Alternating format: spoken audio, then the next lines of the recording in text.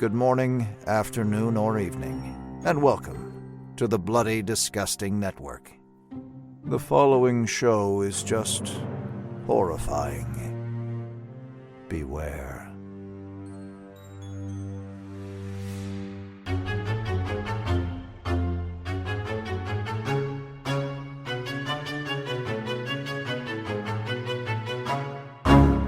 Sheriff, you're not cheating on your wife if you eat my lemon square.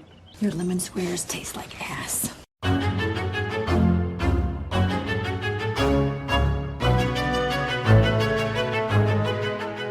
And welcome back to Horror Queers. We're talking feminist t-shirts. We're talking bisexual lighting. And we're talking new wave acapella songs. And I'm Joe. And I'm Trace, and we're talking if you aren't a cunty slut and you're not a bitchy tease, then what are you, Joe? Apparently, you are this movie. Oh my god. Everyone, we are discussing Jennifer Reeder's Knives and Skin. A film that's a bit towing that genre line. Honestly, Joe, this was reminding me a lot of Boys in the Trees. Okay, yeah, I've seen so many different comparisons. Some people are like, oh, it's a more female-oriented Donnie Darko. Oh, it's kind of like the musical parts of Magnolia, you know. Oh, it's kind of like American Beauty for teenage girls. And I'm like, yes to all of that? Sure. But you know what? Why don't we bring in a guest to help us parse through what is, I'm going to say, is an admittedly challenging film. I had to watch this twice to, I'm not even going to say fully grasp it, because I don't think I fully grasped it. No, probably not. Yeah. Okay, but everyone, let's bring her in. So she is one of the assistant editors at The Mary Sue, a feminist website that is a geek girl's guide to the universe. She is also the co-host of It's Lit, a PBS series of video essays about our favorite books and why we love to read. Please welcome Princess Weeks. Hi, thank you so much for picking such a hearty stew as my introduction. Because I was like, well, they must really trust me to give me such deep this deep story. So thank you for this. Well, thank you for coming in. Joe, this is your fault. This is my fault, yes. I forgive you. You're forgiven. Well, here's the thing. So I saw this film when it first came out in 2019. I reviewed it for Bloody Disgusting, and I remember thinking immediately, I'm the wrong person to review this movie because it's so steeped in like depictions of teen girls and like coming of age. And, you know, over time I was like, oh, actually, right, I have a YA podcast, so maybe I'm not the worst fit. But this is not a conventional film. And the first time I watched it, that was the piece I really struggled with. Like, my brain kept trying to force a streamlined narrative onto this. And this movie has that in parts, but it's really more interested, I would say, as a bit of a character study. I agree. I think like it reminded me in certain ways of the Virgin Suicides, but like in reverse of like very much like this town very deeply impacted by this like traumatic experience that is on the one hand sadly very typical, but is also like can be mythologized and transformed into something completely different. Yes. I can't believe I didn't think about the Virgin Suicides, but yeah. I'm on that Sofia Coppola right now, so. For sure. As you should be. I think that's a much better comparison than what I was offering. But yeah, this movie, I will confess, so walking into this, so I missed this at Fantastic Fest when it screened back in 2019. I was really intrigued because the word musical is in the plot description, so I was like, ooh, that's a me movie. That's a you thing. But it's not the time, as we learned in our episode on The Lure, there are a couple different types of musicals, and one of them is just what this is, which is not my favorite.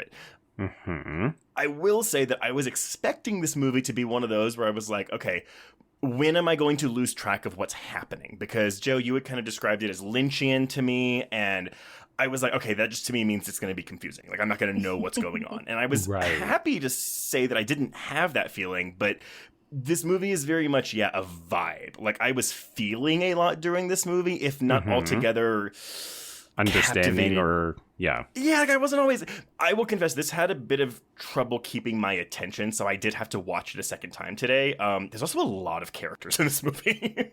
Mm-hmm. Yeah, and it's not always clear which of them are important. Like, to be clear, I have seen people describe this as Lynchian, and I almost resent it because I think people just use Lynchian as a catch-all term whenever something is kind of like mildly confusing or visually interesting.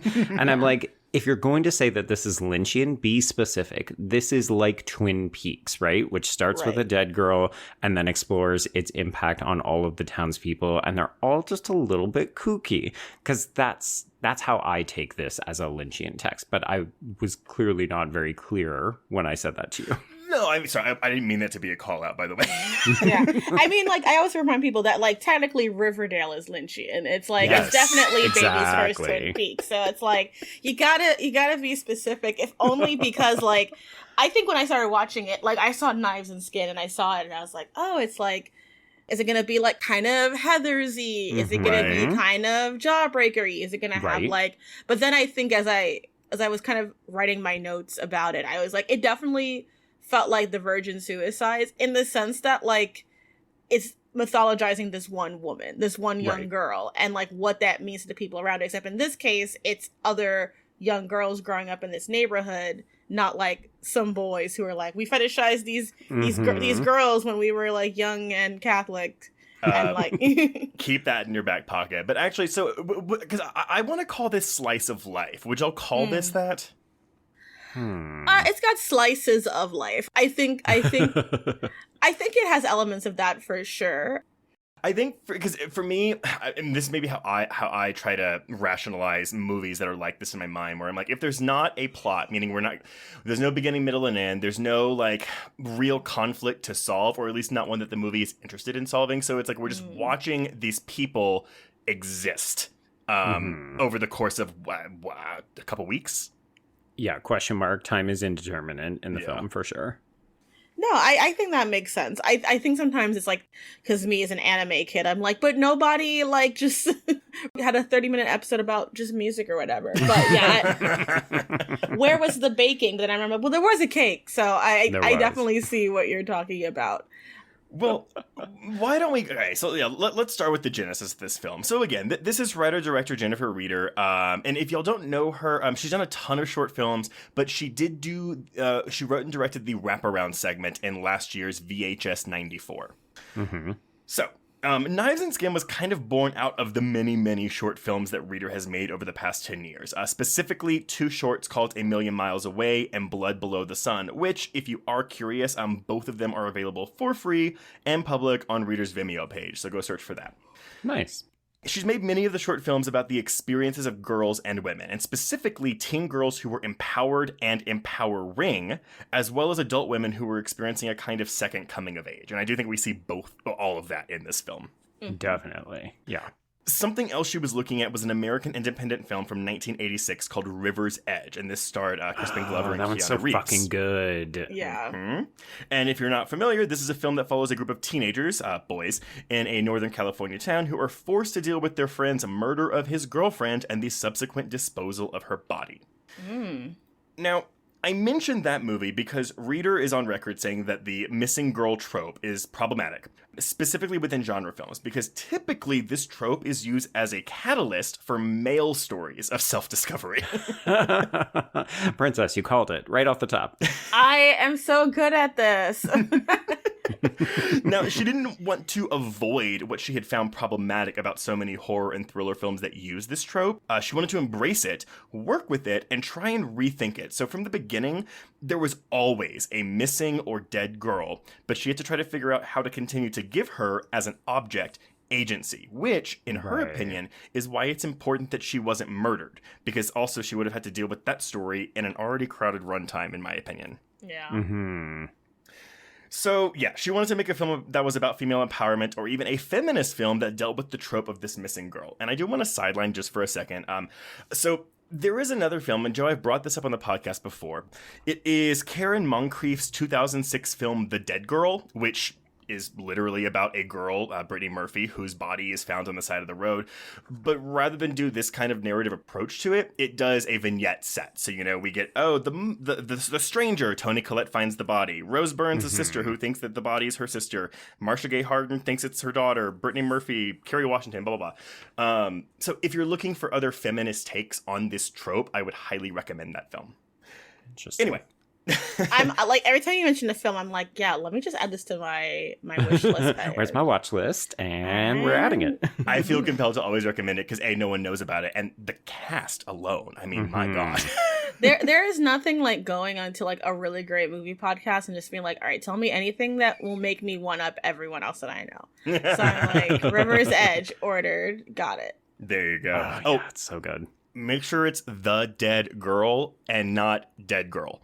Yeah, I literally typed it in and it was like, I looked Toni Collette. I'm like, all right, there you go. Yeah. The other one is a horrible rape revenge film, which is a good film, but just horrible to try to get through. Yeah, that would be like when they showed like Saw 3D instead of Toy Story 3 in one of those screenings. Oh God, what a day! You know what? Anyone could make a mistake like that. Who hasn't? Who amongst us? Who among us has not? So, the cast in Knives and Skin, though, is not full of names. And that's actually because Reader got pretty much all of them from a very thriving theater community in Chicago. So, looking at a lot of their filmographies, they've been like, the security guard in X TV show for one episode, like those kind of actors. Mm-hmm. When it comes to the film's style, Reader was looking at this film as related to theater. Reader herself went to art school instead of film school, and I think that's pretty apparent when you watch this movie.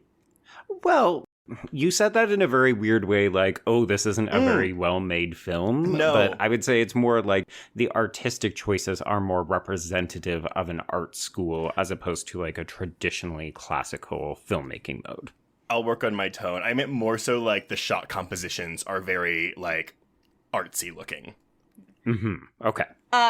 To pull in from my smart little oeuvre, there are parts of it that did kind of remind me of like one of my more recent obsessions, Picnic at Hanging Rock. Yes. Because it's like, especially the idea of like other girls being saturated with this madness that comes from not having the language or knowledge to communicate what has happened to you. I definitely, like, when everyone's finding Carolyn, I'm like, it reminded me so much of, like, when people are trying to find Miranda, and they're all like, Miranda, where are you? Mm-hmm. And that film, to me, is sort of, it's kind of like one of the ultimate new wave dead girl movies, because you never see the girls die. You don't know what happened to them. They're just missing. Mm-hmm. And like, just like, I think the tagline for this movie is like, Caroline is missing, everyone else is lost. And to me, that is so apt, because that's kind of how it is in Picnic and Hanging Rock. Like, these girls are missing, but everyone else becomes slowly consumed with trying to figure out the mystery, that they lose themselves in everything else. Mm-hmm. Yeah, I think that's the thing too, right? Like, if you walk into this movie and you're like, 'cause I've seen it described as a neo-noir too, which again, I'm like, it doesn't really fit that mold. But if you walk in expecting a murder mystery or kidnapped or killed Caroline, no, that's not what this movie's about. Watch. Yeah. I will co-sign on your recommendation, Princess, though. Folks, we will do Picnic at Hanging Rock one day because I fucking love that movie. It's just, it's a so lot. Perfect. It's also a mood and a vibe. Yeah. I've seen the miniseries that, oh my God. It's Natalie Dormer, right? Natalie Dormer. Yeah, I've seen that, but I haven't seen the original film. Just you wait. Yeah. I went through a period where I watched the movie, read the book, and watched the miniseries in like 2 weeks. Oh my God. I was about to go to Australia. I was so obsessed. I was like, I need to know it.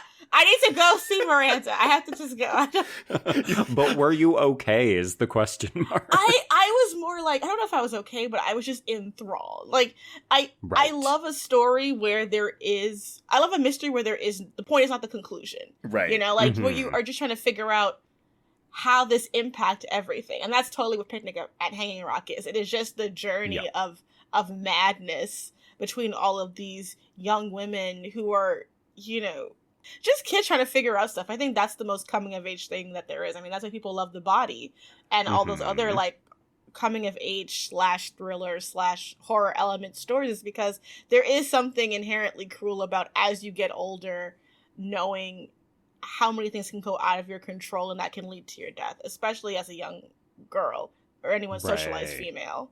And I will say, though, even Reader, I saw a soundbite from her where she was like, yeah, I don't even know if I would call this coming of age, because that's why I have the mothers in this film who were also going through, it wasn't growing pains, the term she said, but it's like, well, you never really come of age. You're constantly growing. Yeah. Yeah. That's very apt. Man. I remember the hardest lesson I ever learned. I went home for the holidays, and my mom and I would hang out in the kitchen as she was like making food, and I would chat with her and keep her company. And at one point I was just like, Mom, tell me when you figured life out. Like, when did things start to feel like you were comfortable or you knew what to expect? And she just looked at me dead in the eyes and was like, what the fuck are you talking about? I still have no idea what is going on. And it was crushing, like absolutely soul destroying. Oh my God. There is nothing more heartbreaking than realizing that, oh, this is just another human. Oh, my mom's a real person? Honestly, yeah. The true coming of age is when you realize that your parents are not perfect. Yeah. That's a hard one, too. But we can still blame them for the childhood trauma, though. So shout out to of that. Course. You're not getting out of that. Just go to your own therapy, parents, wanting my sympathies. Oh, my God.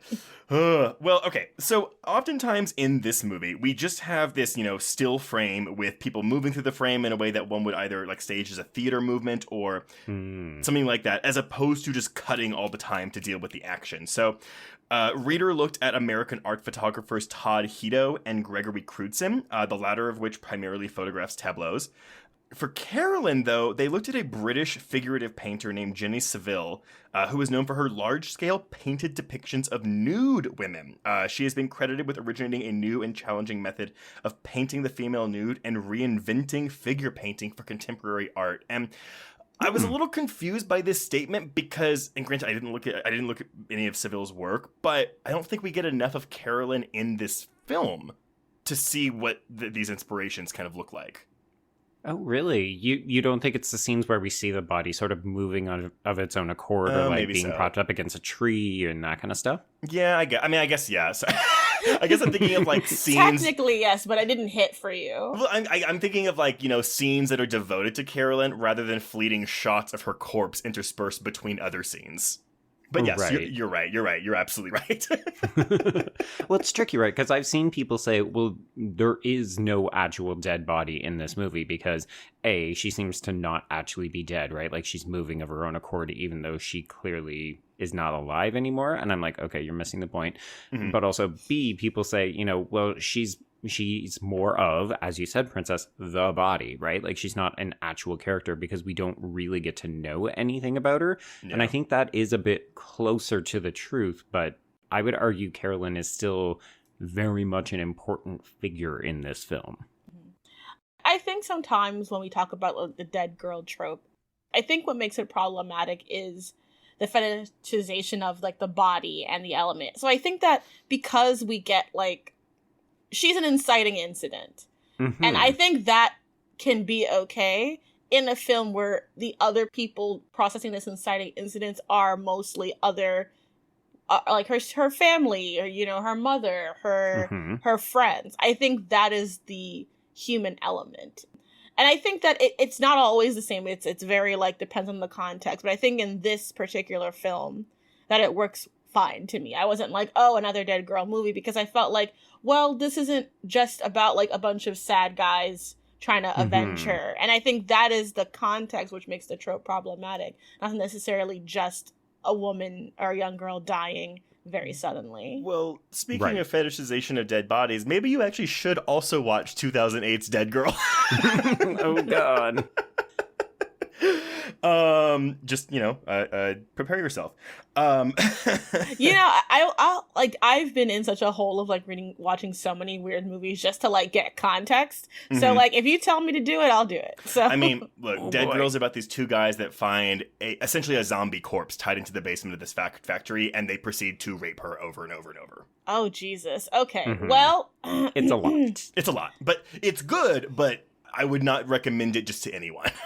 No. All right. I'm going to put that lower on the list, but I will. But I am interested because I don't feel like you would just recommend it to me all higgledy-piggledy. There's great conversation that comes out of it, but it is, it's one of those things where you watch it and you think, I maybe need to take a shower, and I don't trust a single fucking man. Yeah. Yeah. A Tuesday. Right. Must be Tuesday. So going into the style, obviously there's a lot of neon lighting in this film. So for lighting, the reader was going after Italian horror films, not just Argento, but just Giallo in general, and just like, the entire field of Italian horror. She does consider this film genre adjacent, while not outright horror. She does think that the horror comes from the reality of being a young woman in this world and being surrounded by adults who have no interest in respecting consent or respecting your boundaries. Now, tying into this plot, obviously she doesn't waste time on exposition or explanations, which is intentional. Everything you see in the final cut of this film was deeply scripted. There were no happy accidents in the script writing process.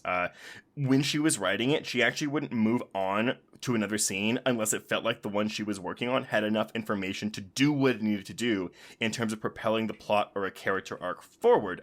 But that being said, she tried to fill in a lot of this exposition with visual language or atmosphere. So again, you're supposed to get the vibe and use that to fill in the blanks for you.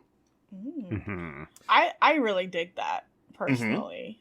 I think it's a film that would reward repeat viewings. And as someone who loves science fiction, I think of like some of my favorite sci-fi novels are the one that's like, okay, it's just, we're gonna drop you in here, we'll explain stuff, but just kind of like go on just keep walking, and we'll get to the exposition. Yeah.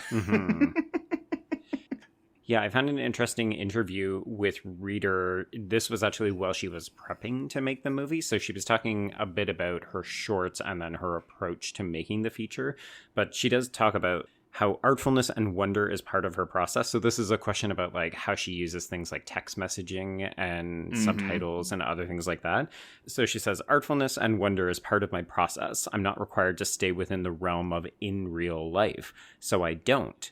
Plus, revealing secrets to the audience brings them into the story, closer to the characters. My films are about intimacy and the reveal that happens in text sequences, which is intimate without being sexual or graphic. And, I think we can see a lot of that in this. It's like you were talking about, Trace, with the shot composition and the way that the camera moves, but it's also in like what does get said and what doesn't get said. Because I can imagine people coming into this and feeling very confronted by the kind of abruptness, or even like these people don't speak in ways that's naturalistic or representative of real life, even though a lot of the shots themselves look like, okay, we could just be following teenagers on an average day in high school. So do y'all consider this film to be a heightened reality? I think so. In certain ways, yeah. It feels familiar, but then it also feels a world away from our lived experience, right? Yeah, like there's nothing so outlandish where I was like, well, wait, that couldn't actually happen. Well, maybe the vagina, like, storage passing thing, like maybe that was I was like, wait, how do they fit it all in there? But there was nothing in here that I was like, wait, that wouldn't happen in the real world. Yeah, I think it's the moments where you just feel like reality tipping to the other side, like when the shirt was talking, like that was one of the moments where I was just like, right, it's this kind of movie. See, but even then I was like, well, she's also like super depressed and probably she's dealing with mental illness, and yeah, she might be on drugs or something as well. We don't know.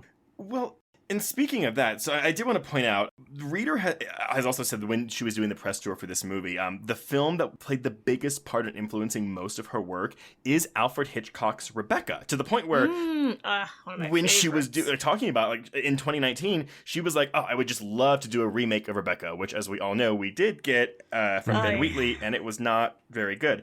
If folks want to hear our thoughts about that, we do have a Patreon episode on it, but it's a lot of us sighing. I will literally I'll join just to hear that, because I have never felt so disappointed by something as I did when I saw that new Rebecca. How dare they? Just how dare they? I really I'm not especially a purist. As queer people, right? That film is an affront. Yeah. It's like you really Joan and Fontaine did not get gaslit and negged into oblivion by Laurence Olivier for this disrespect. And like I even like the miniseries with Charles Dance and Diana Rigg and Amelia Fox. Oh my god, so good. So I'm just sitting here like, you couldn't even give me that. See, that's so funny, Princess. So you talking about doing all your Australia homework with Picnic on Hanging Rock. When we were going to cover the remake of Rebecca, we did cover the Hitchcock's original on our main feed, but I was like, here's the Charles Dance one. Let me watch all 3 hours of that. Yeah, you had to. You had no choice. It's a good time. It was, and also like I have to admit, Charles Dance is like one of those men for me. I'm like, I don't know what it is about him, but he could get it. So it was just kind of like seeing him in that role. I'm like, yes. See, and I'm just like, Diana Rigg being a bitch? Sure, sign me up. Also great. I mean, I grew up with her, so that was just such a great, like, Mrs. Peel, rest in power, queen. So yes. good. Yes. Okay, but wait. So, Trace, how does Rebecca figure into Knives and Skin then? So specifically, she loved the way that Hitchcock was a visual storyteller in that film. And I think it's because, and again, if you go back and listen to our episode, he couldn't put a lot of explicit sexuality on screen because, you know, the Hays Code. So he had to do a lot of sneaky stuff. And again, thinking about like when we talked about the lingerie in Rebecca, it's just the way he's telling the story was more of an artist than that of a filmmaker in reader's mind. And so that's kind of stuck with her throughout this process. Right. Okay. So yeah, Knives and Skid did the festival circuit throughout all of 2019, premiering at the Berlin International Film Festival on February 9th, before having its American premiere at Tribeca on April 26th. It got a VOD release at the very end of the year on December 6th. Reviews are leaning positive. We've got a 69% on Rotten Tomatoes with an average score of 6.3 out of 10. I'm a child, I apologize. It's fine. You said what everyone else was thinking. I'm just glad I didn't have to do it. And Letterboxd users have awarded it a 5.6 out of 10. And I think that's because I do think this is a polarizing film, and we are seeing it in those scores. Mm-hmm. Yeah, this is not going to be for everybody. For sure. And that's fine. I think like I've been going back and I've been watching for this month, watching a horror movie every single day. Oof. And I found myself watching a lot of Mario Bava movies. And I'm just like, or Bava, I'll ask my girlfriend how to pronounce it because she's actually Italian. And I'm just like, I really enjoy the variety of it. Like, horror doesn't have to be one thing. And I like seeing all the different kinds of horror that can come out of any person's mind, especially because I love to do my little research. And the director, Jennifer, she really is interested in sort of like this middle American working class ennui and how it can be impacted by these traumas, but in a heightened way. And I think that's an always very interesting place to start. I mean, whenever Ari Aster says that he's doing that, we're all like, yes, king. So it's like, let's have space for that to look in different ways, and maybe not as polished, maybe a little bit more auteur theory, a little bit more like new wave. Because I think like, I love Picnic at Hanging Rock. It is a classic, but I can't imagine showing that to the same crowd of people that like Hereditary or The Conjuring. It's just a different kind of animal. Right. Yeah. You got to pick and choose sometimes, right? Like we've talked about how, I'm not in the mood to watch this. And it's like, there's a reason for that because certain films will give certain vibes there for certain times. And admittedly, for certain people, like there's going to be a bunch of people who try to watch this because they want to listen to the episode and it may just not be for them. So that's fine. But maybe a bunch of people will say, this wasn't on my radar, checked it out. I really connected with it. Cool. I want to check out more Jennifer Reeder films. Yeah, I think you said something like this, Joe, where you were like, it's not a film that I love, but it's something I can definitely appreciate. And yes, I feel similarly, where I'm like, I am very interested in many parts of this film, but I can't quite say that it fully comes together as a whole by the time the credits roll. Yeah. Yeah, I admire this film deeply, but I also don't want to watch it regularly. In a weird way, it reminds me on a certain level of how I feel about Jennifer's Body. Like, I'm so happy it exists. I think it definitely did not get fully realized by the audience it was trying to meet at every turn. There are things about it that I don't love and I think have just aged poorly and I feel like are clumsy. But I like seeing people get the opportunity to be that clumsy and still have a fun vision at the end of it. Like, it's work for all the mess that it does have. I think the whole of it is good. And it's very rare to have something like that, you know? That's so interesting, because that's actually how I feel about Raw. Like, that's a movie where I'm like, I appreciate it. I admire what it's doing. It's not really, it doesn't connect with me. Right. Yeah, I mean, I think we all have those films, and part of it is when we feel like we're on the outside looking in and everyone else is having the best party, just enjoying this movie, and we're like, oh, I don't feel that way. How come I don't feel that way? Am I broken? Is it the movie? What's going on? Yeah. And it's like, yeah, we don't have to like everything. And sometimes it's like, give it 10 years. Maybe you'll come around to appreciate it. But I think too, even as critics, as podcasters, as journalists, like there's an important distinction between saying that isn't a good movie or that is not a movie that's for me. Yeah. Right. So. Yeah, like I hated having to give this film a score in my Bloody review because I think I gave it like a 2 or a 2.5 because partially I was thinking, well, the average Bloody reader is not going to probably get much out of this. But also, it's not really meeting all of the criteria for a conventional horror film. And that's how I was sort of approaching the review. But I walked away feeling like I failed the film because I didn't know if I was actually being fair. Like, I don't think that this is a movie where you just casually give it like 2 out of 5, 3 out of 5. It's a film that I think merits deeper conversation because there's a lot going on. Well, even simultaneously, you watch it and you're like, okay, it's like a couple of kids having some weird experiences for a week. It's a confounding film in that way. Yeah. No, I think that's such an apt point. And I think as someone who also at times has had to review films, like I had to just recently write a review for Black Adam. And it was so weird to discuss that film because we've had so many superhero movies and like there's how I feel about it in this moment. But I don't know how that's going to translate to if I saw it again right away or like if I saw it in like a week from now. And sometimes you're asked to give your opinion after one viewing. And that can be so difficult because, you know, the best films sit with you. Like when I first saw Midsommar, I laughed through I laughed through the entire film. I was like, girl, I would not be in a situation the Honda would never have tried to come for me in the first place. I'd have been out. Too many white people wearing too many white accessories. I had to get out of there. But I have come back to it over and over again. And it has grown on me because like the more I rewatch it, the more I find different things to engage with. And sometimes that is more fun than getting it right the first time. And that's shitty, right? Because unfortunately your review after your first viewing is there forever. Yeah. It's frustrating. It's the most frustrating thing about being a movie critic is that like you don't get to be like, let me revisit this after 3 rewatches. Let me revisit this after. Like no one clicks on that one. All they want to know is like 2 stars, 3 stars, or whatever. And for me, the difference between a 2.5 and a 3-star review can be like anything. Like it can be the mood that I was in when I saw it. It can be how noisy the theater was when I watched it. Like a bad theater experience as well. Like it ruined Dune for me. Like I saw Dune in a terrible theater that was like a couple years ago. We had like a really terrible flood, and it was right during the Dune premiere.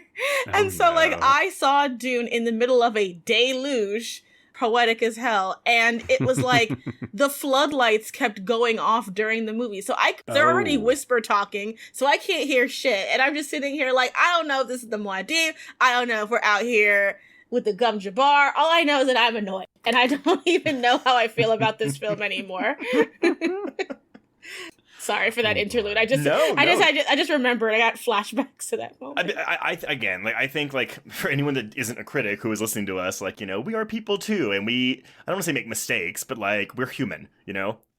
But I think it's the same thing, even if you're not. You know, say you're just a person who likes watching movies. Like I've had experiences where I watch something by myself, and then I try to get other people to watch it because I either liked it or didn't like it, or I want their opinions, and it's a completely different experience. I think. The main distinction is just that we write down our thoughts as opposed to somebody who's like, oh, I'm going to have a conversation with my friend about that movie afterwards. That's okay. I always tell people because, you know, I feel like critics always get like the shit stick, right? Because like, oh, critics hate everything, blah, blah, blah, blah. And it's like, no, we don't hate everything.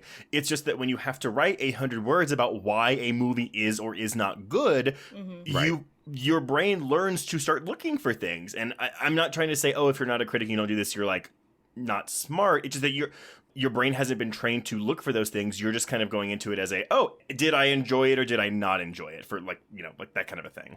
And here's the thing. That is a valid thing for somebody. Someone wants that kind of critic. I always tell people, I love to watch a movie, see what my favorite critic thought about it. And if we feel differently, figure out where we met and where we disagree. Like, I don't look to a film critic to be like, the great arbiter of taste. I look to film critics to be like, what are people saying? What are things to look out for? What are things to be aware of that I might miss because these are my peers? Yes. And maybe they have an insight that I don't have. And even as before I was a peer, I was just a fan, it was like, I have liked this person's opinion before. Let me see what they say about this film. Like, I like Sucker Punch.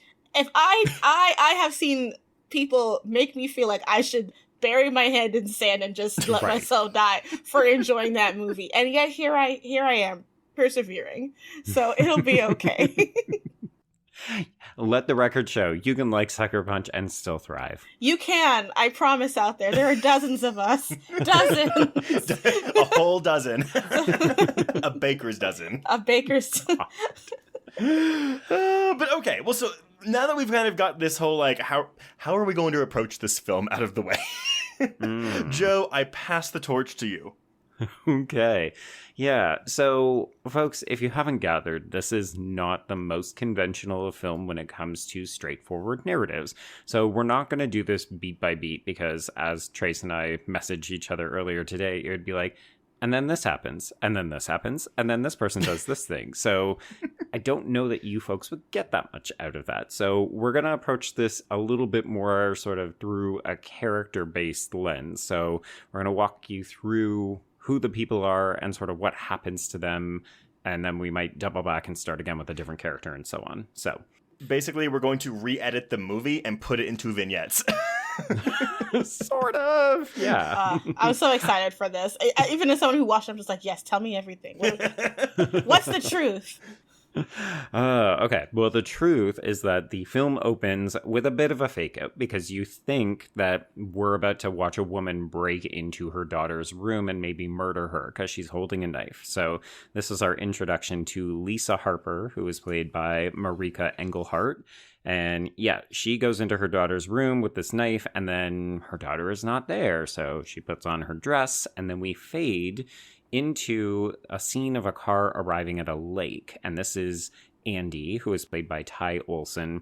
And he basically tries to force band majorette Carolyn, who is played by Raven Whitley, into sex. And she's not opposed to the idea until she is opposed to the idea, and then she wants it to stop. And of course, Andy is a piece of shit, and he doesn't listen. He tries to force her, and when she fully rejects him, he knocks her down, steals her glasses, and leaves her bloody and bleeding on the ground.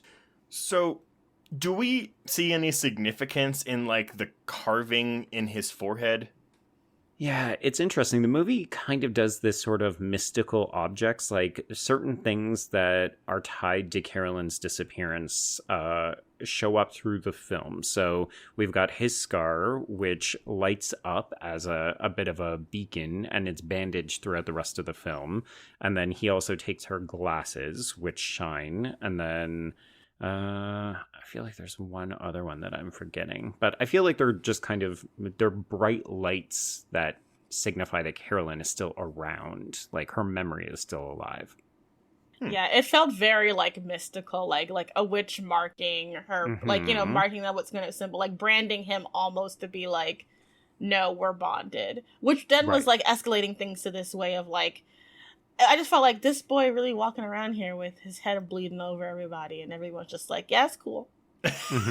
Yeah, like fine. No one ever asks him. No one says, hey, weren't you at the lake with her that night? Or what were you doing out that night? Where did you get the cut? It's one of those things where if you try to approach the movie through that lens, like, why aren't people asking questions and trying to solve answers? Nope. Once again, that's the wrong approach. Yeah, exactly. Yeah. But I actually think, though, you could read it as a commentary. Like, all these people are so wrapped up in their own lives that they don't really care. I mean, we also get a little tidbit of that whenever the substitute teacher is like, oh yeah, a girl went missing when I was in high school. What was her name? I don't remember. I don't know. Yeah. It's just like, wow, dude.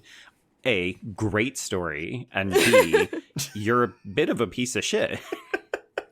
I mean, we'll find out later he's a big piece of shit. But yeah, it's like, thank you for that riveting narrative. So brave, so bold. Stunning and brave. I mean, that scene to me in particular is so suggestive of how parents or like adults cannot connect with teens, especially in this movie where he's trying to be cool and relate to them. You know, oh, I had a similar experience. Oh, really? Tell us more. No, I can't. Sorry. Oops.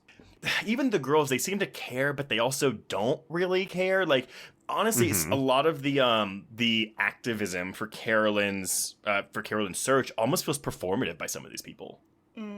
Yeah. Because they all have their own lives, right? Like, they have their own drama. And sometimes it's just a lot to say, I'm going to take on another person's burden when I'm dealing with my own conflict and pain. Yeah.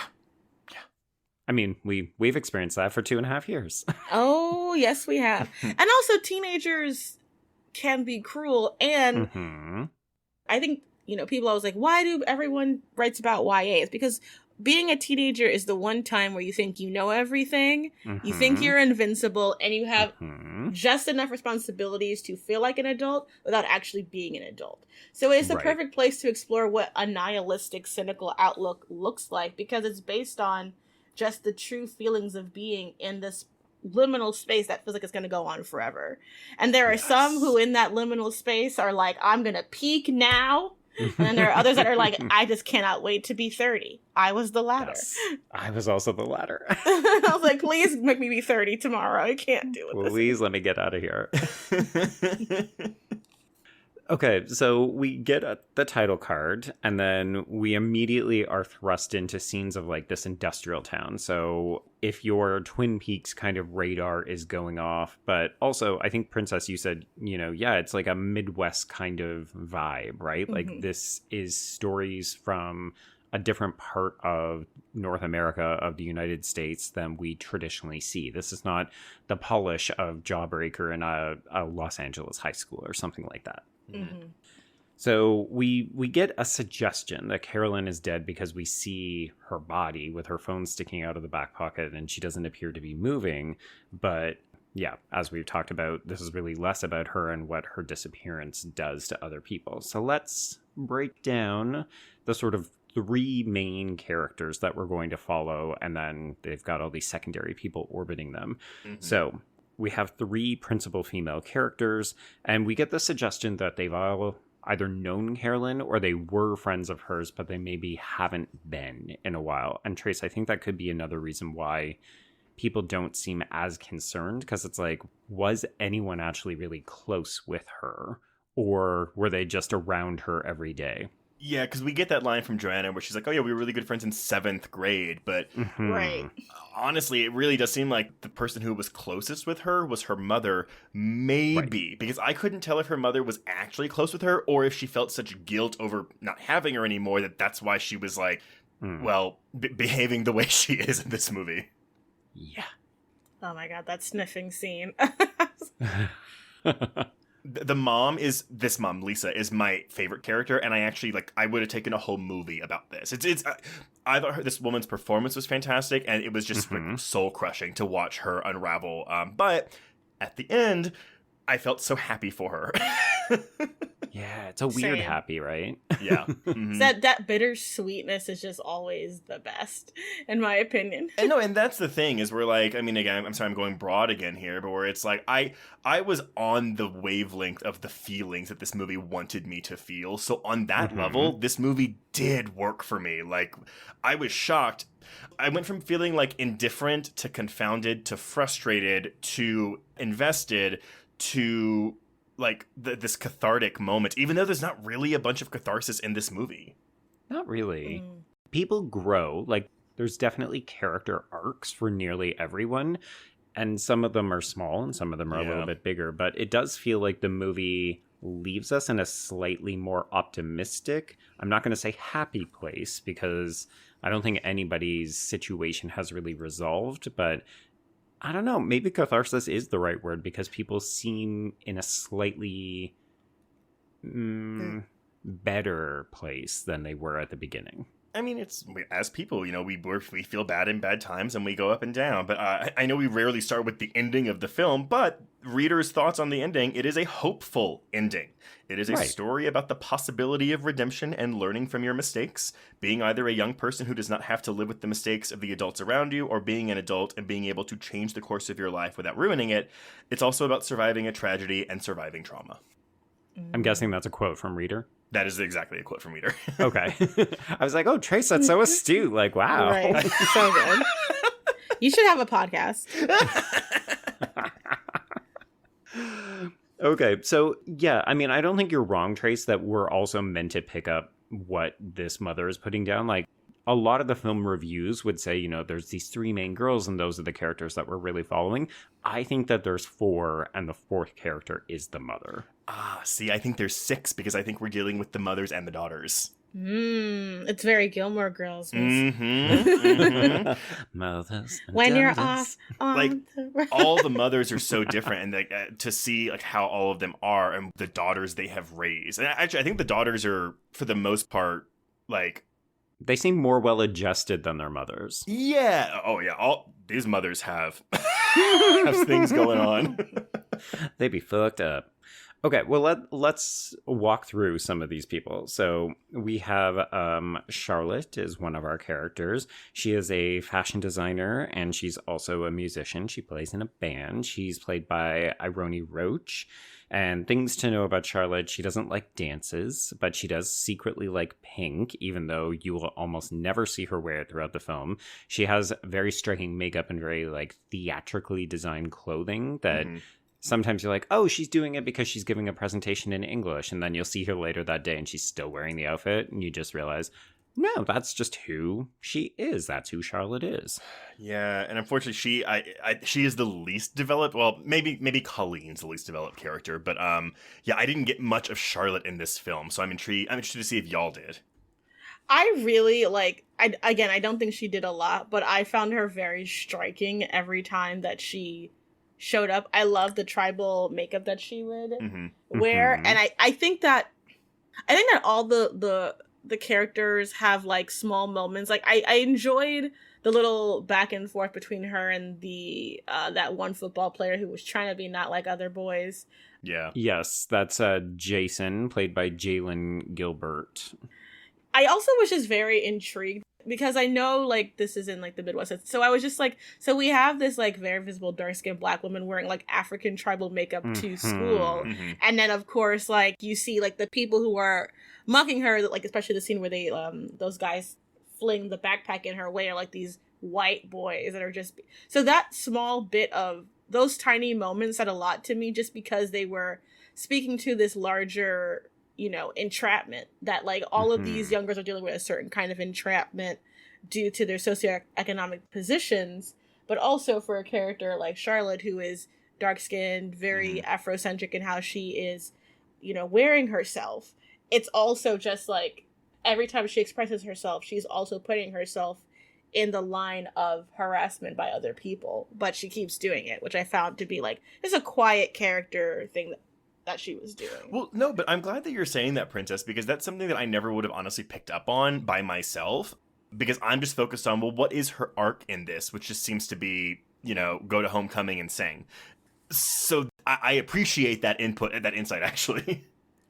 Yeah, I mean, I had an inkling of it, but I also confused it with, as I said, that sense of theatricality, because she has a couple of friends with her in the band, and one of them wears a hijab that's made out of safety pins, and it kind of looks like armor, and it's so visually striking. But part of me was okay, so is this a mild commentary on religion? We don't really get to know much about Afra, so I was just oh, this is interesting, but I don't feel like there's enough here for me to, pick up something a little bit deeper or more meaningful. But I think by extension of what you just said, we could read Afra and some of the other sort of darker skinned girls in that way, right?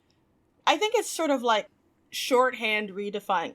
Because this is not to like push back, but I think about, you know, because we're not used to seeing these sort of images on screen, it feels like if they are there, that they must be indicating something more than beyond just difference, you know? Right. But to me, I think that what it is doing is sort of like highlighting that, like, this may be somebody who, like, maybe you come from a Muslim background, is Muslim, and this is how they express their their personality and their artistry through wearing a hijab. Like, maybe to them, this is, like, their new normal. Because I think about, like, in Euphoria, everyone's wearing, like, big eye makeup and doing this. Like, what very much what this generation is very into is expressing yourself however you see fit. So, like, she's wearing all these colorful things, but I think it's just to be like, this is her normal. And it isn't just this one white Midwestern thing, but it is this new enclave of people who are not going to just assimilate into whatever a mainstream ideal is, because there is no more. I mean, that's the one thing that everyone says about Gen Z. Like, it is very much everyone wants to be unique and individual. And I think that's sort of, like, escalated. But this time, you know, with brown people, which then complicates our visual shorthand, because we are used to difference being there to indicate something more when it really is just normal, quote unquote. Sorry, that got very diatribe. I sort of like, I was trying to find the point. Do not apologize. Don't ever apologize for that kind of stuff, because that's actually the stuff that we find listeners appreciate the most. Yeah. Then I don't apologize. Then I retract my apology. I retract my apology. It's interesting because thinking about that, I mean, in some ways, each of the girls have their own, oh, shocker, they each have their own sort of costume or their own way of defining themselves. Because, like, if we jump down to Joanna, she's the white girl of the three, but she's kind of coded as more lower class because she's not particularly fancy.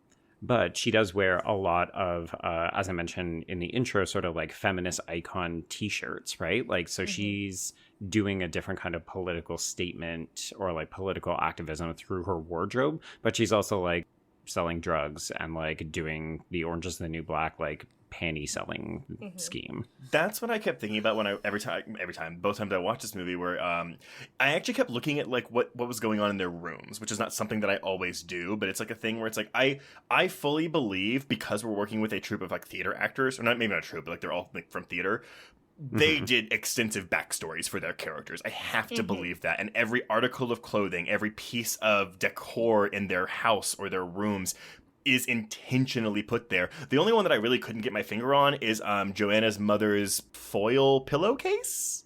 Right. I just took that to be kind of like the foil hats with aliens. Like, it's symbolic to me of like, okay, she's working through some mental illness stuff. Got it. Like paranoia. Got it. Yeah, that makes sense. But yeah, I think with Joanna's character, she reminded me, and just like her aesthetics, about like almost like Nancy from The Craft, like the white girl who is like in this very eclectic group, and it's like, you know, sorry, sweetie, you're white. It's like one of those things where it's like her class element is like that part of her character, right? And I feel like I know from what I've read that Reader is very interested in that sort of like what it means to be quote unquote white trash in an environment, and like what that aesthetic looks like. And I think I have the quote here. She said that white trash describes a certain aesthetic, but I think it's a socioeconomic situation and a way of perceiving the world around you and your own place in it. So I think that's what she's trying to sort of like use the clothes and kind of encourage, I guess, since you said that these are theater actors, encouraging them to be like, how do you express this character through clothing, which is probably them going to, you know, urban and vintage stores and getting their stuff. But also, though, isn't it a bit of an inversion? Because typically, historically, you would have the white girl be the more affluent from the wealthy family in the good neighborhood, and in this movie, and the people of color would be in the, you know, the rough side of town. So this movie flips that. Oh yeah, because they know that that's dry. They're like, they're like, we don't. We're like, we're only interested in working class whites now. Sorry. We don't buy them in that flavor. Yeah, her dad is an out-of-work clown magician? terrible. I hated that so much. I didn't know that I just watched a whole thing about Pennywise the other day, but I was just like, I'm not into clowns. Not today. Not again. No, you mean you don't want to get hand-jobbed and blowjobbed to clowns? I thought a clown going down on me sounds like the most terrifying thing. Makeup is going to get everywhere. Like, he just comes up and that face is right there. I'm like, first of all, if it's not smeared, then obviously either you have the most amazing setting spray known to man, please share. Right. Like, or you did a terrible job, but you did it all with that clown crap. It's gonna get all over my thighs. You can't cheat with that. Those are not good cheating conditions. You're gonna get caught.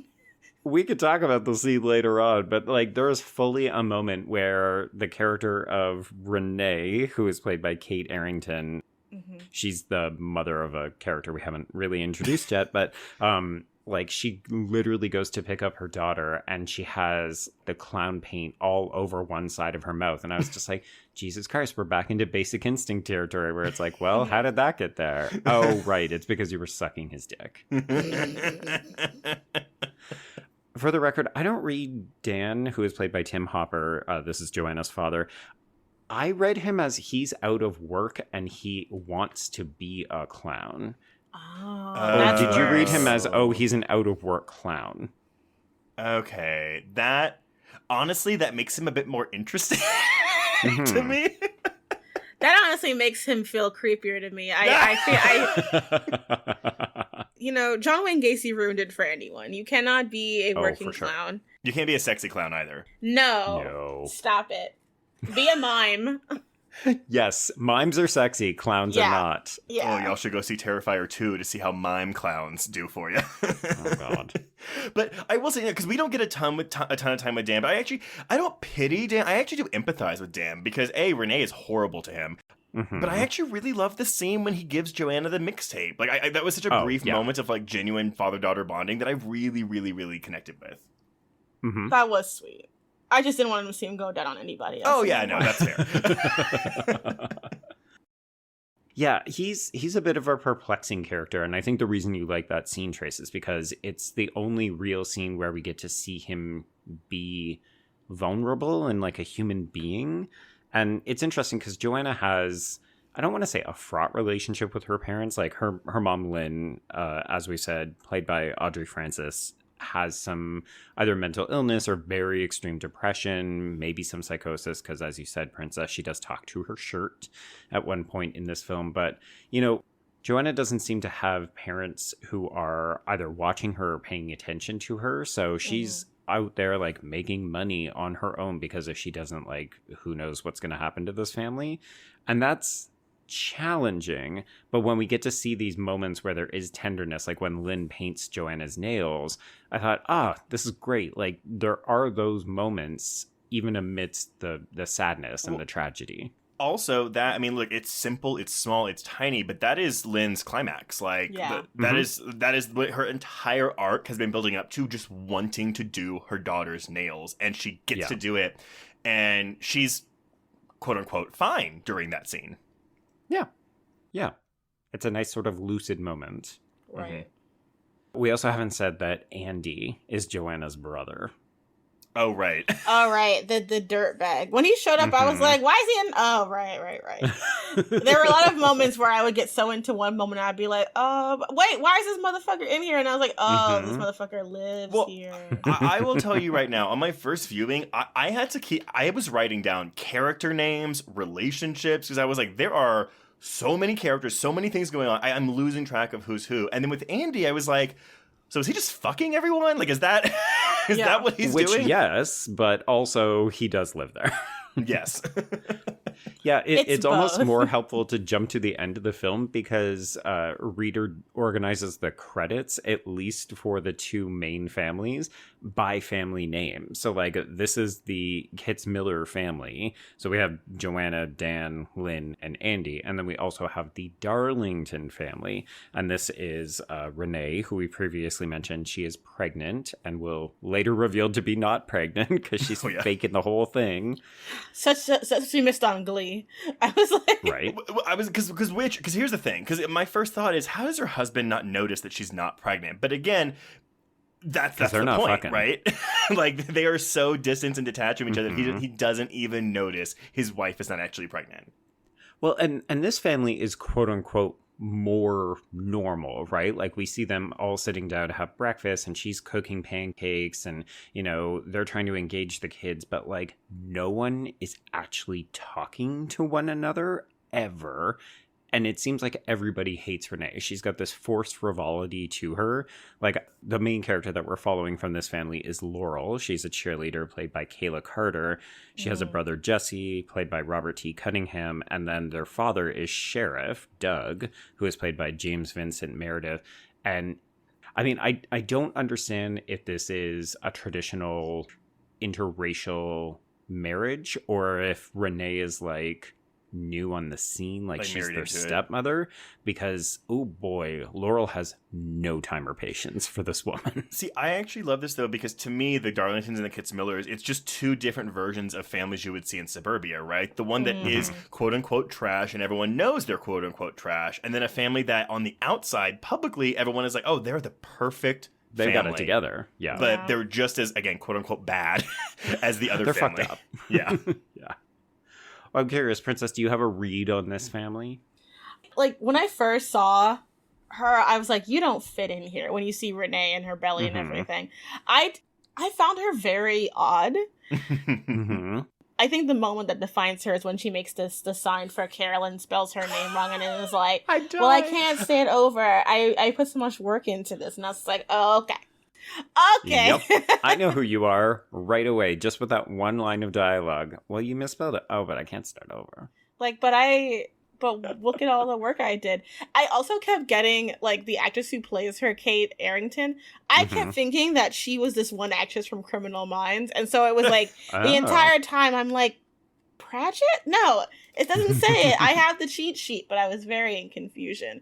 And I think I laughed out loud when I realized that she was having a fake pregnancy, because I associate that so much with Glee that I was just kind of like, and that's what she missed on Glee. Oh man, yeah. So those are sort of like the main characters, and we follow them over the course of either a couple of days or a week as Carolyn's disappearance sort of looms over everything. But like, we're still going to class, and Joanna is selling used underwear to Principal Marcus, who is played by Tony Fitzpatrick. And yeah, like, it's an interesting mix. I think, Trace, this is why you said slice of life, right? Because in some ways it feels like we're just seeing a bunch of scattered scenes. And yet at the same time, they're also painting this vivid picture of what their lives are like.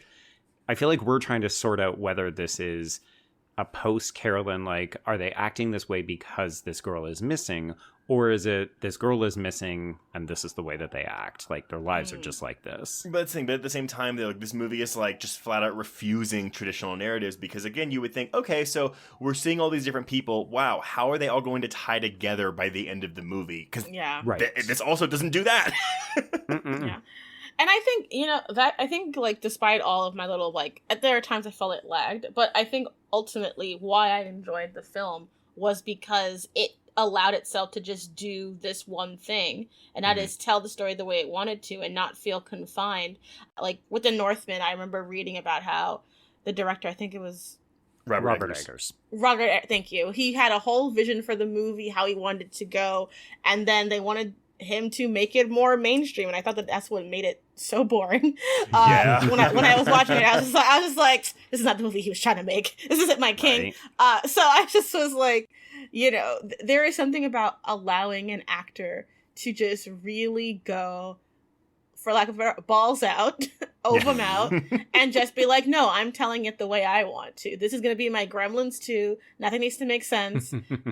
I'm going to do it. And I just, as someone who, as I get older, the more I appreciate filmmaking and appreciate what it means to be able to make art without having a corporation destroy it from the inside out. Yeah. I'm just like, go off, queen. Like, if this is what you want to do, if you just want to choose chaos, well, and let's just do it. That's what tends to happen, right? Because we get these like hot up and coming indie horror or just indie writer and directors, and then studios nab them, and then they put them in studio films and they have to work within that system. And it's just, there's more money in it, but there's less artistic freedom in it.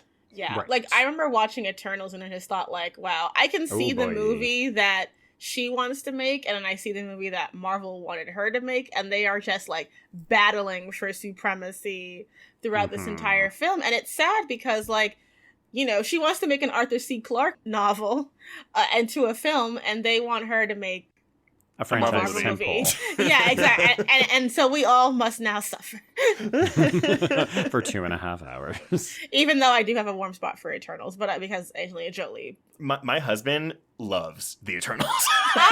So me and my homeboy, we talked about it, like, you know, maybe it's because we really about that sci-fi life. We're just like, we like the Celestials popping out at the end. We're just like sitting here like, we're just very nerdy about it. But I get why it doesn't work, but I just love it. I think it's one of those things where, Joe, it's like Hellraiser Bloodline for you, where it's like, look, it doesn't really fully work, but there's so, I see so much of there's what interesting ideas. Well, and it is different. It does feel like a Marvel movie, but it doesn't feel like a Marvel movie. Mm-hmm. Yeah. I mean, I feel that way about this movie to a certain extent too, right? Mm-hmm. Like, some parts of it feel a little bit messy. Some parts of it maybe feel unfocused to me as an audience member standing outside and just trying to get what reader is putting into this. And yet, as I said, I think there's a lot to admire. And I'd almost rather have a messy, quote unquote, imperfect film that is challenging and gives us lots of things to talk about and memorable moments or performances than something that just has all the polish and gleam, but it has no soul or nothing to say, right? Like, give me messy over perfection, because perfection is often just like, yeah, like you said, Princess, it's there to make a bunch of money. Ooh. Well, yeah. But that's also, I mean, you know, there's even the negative reviews for this film, you know, I saw so many, you know, oh, it's all style, no substance complaints. And again, it's one of those things where I'm like, even as someone who's like lukewarm-ish on the film, leaning positive, I don't think there's no substance here. It's just you have to do the work to look for it. And I think that's the key part is, like, audiences are not lazy because they don't want to think. It's because they have been taught that they will be told everything at the start. Yep. And that they will find out everything at the end. And if you don't do that, it's not... Like, I remember... Like, I have also seen artsy-fartsy movies that have made me feel nothing or feel... Like, I remember seeing Under the Skin, and I was just like, I know this is a good movie, but I never want to see this ever again. Like, I love Under the Skin. I am an adult enough to be able to say it's an excellent movie, but the scene of, like, the baby getting washed away horrified me on a level of, like, because I was not prepared for that, because everyone was like, she takes off her clothes, and I was just like, okay, I guess it's just an alien hot girl movie. It was not. No, alien it's not. Hot girl movie. Definitely wasn't. And that is more of an art house film than this is. Actually, I'm trying to think, what was mine is Under the Silver Lake, the follow-up from the It Follows guy. I suffered through all 2.5 hours of that boring ass neo-noir. Right. I mean, just because you make something that's artistically driven or like visually compelling and light on narrative or something to that effect, it also doesn't always mean it's good, right? Like, sometimes the bullshit meter is going off because we look at the film and we're like, well, okay, thanks for that. Yeah. It's like, we'll eat. But to come back to your point, Trace, I think one of the things we have to talk about specifically with this film and the way that those critics called it style over substance.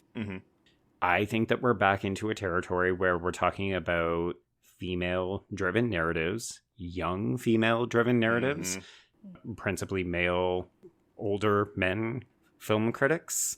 So I'm going to come back to Reader. So she says, in my opinion, the majority of contemporary films made for and about teen and adolescent girls are inaccurate. I'm trying to correct this discrepancy. In terms of the creative process, every decision is focused towards making a sensitive and realistic portrayal of girlhood.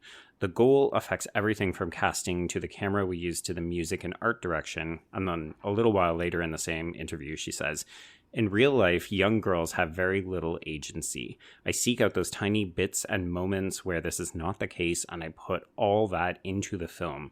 It's about the sighs and the glances and the secret language and the deep understanding they naturally possess about the adult world around them. I try to highlight the agency. The girls are the heroes. And to me, that is a really good encapsulation of this movie.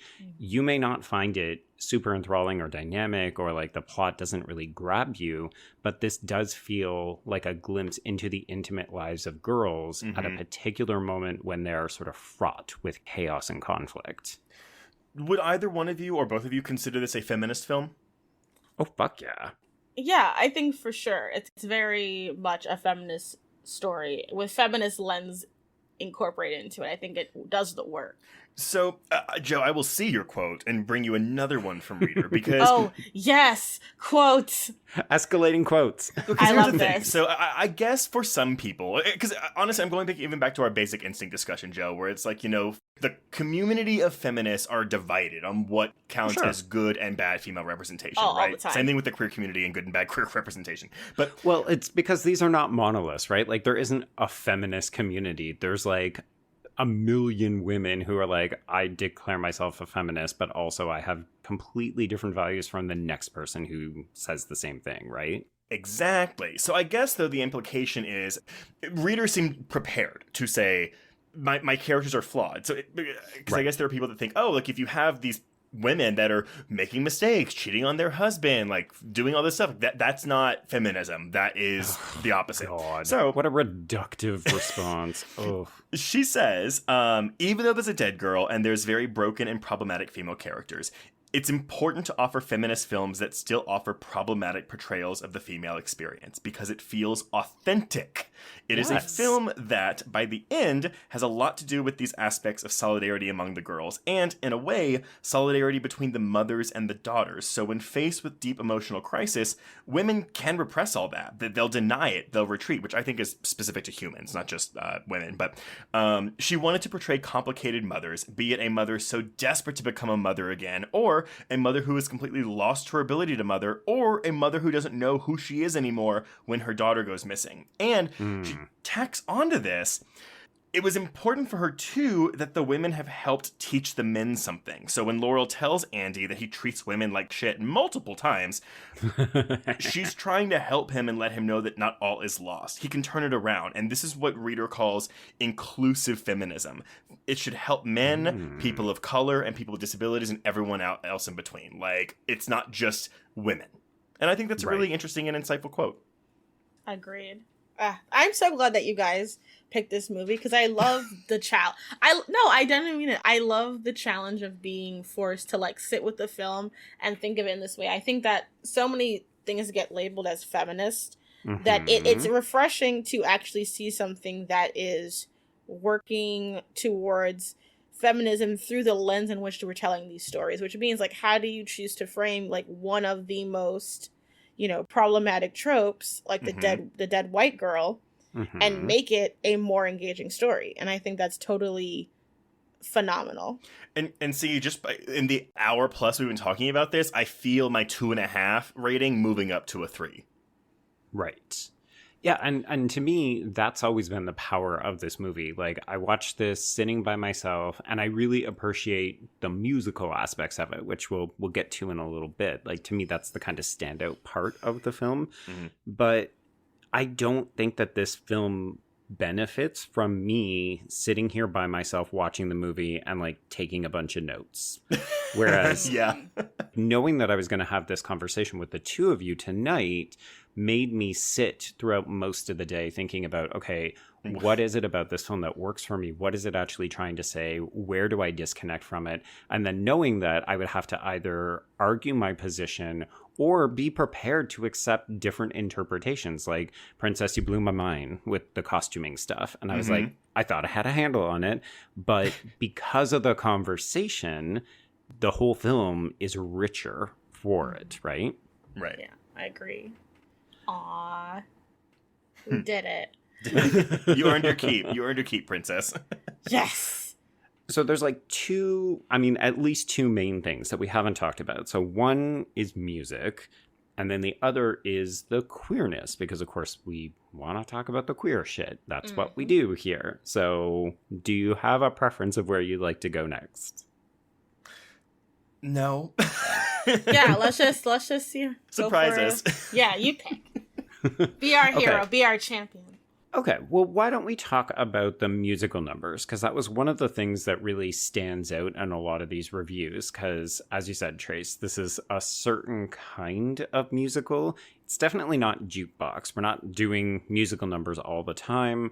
They're used sporadically. They're almost done a cappella style. Like, overall, there's a bunch of them, but the two that are done in the choir are sort of the most traditional. So we get to hear Our Lips Are Sealed is the opening number, and then later on the girls will sing Blue Monday.